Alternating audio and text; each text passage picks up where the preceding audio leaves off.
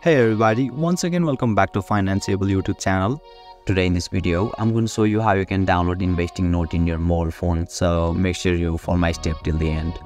First of all, you need to search for InvestingNote in your App Store or Play Store.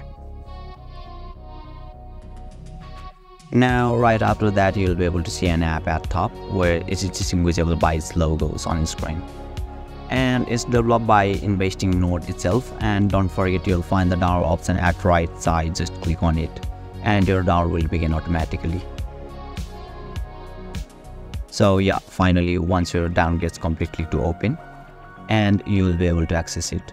So basically this is how you can download InvestingNote in your mobile phone, and if you still encounter any issue during the download process, feel free to leave a comment and I'll be happy to assist you.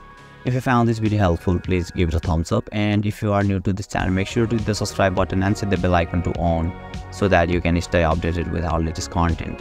Thank you for watching and I'll see you next time.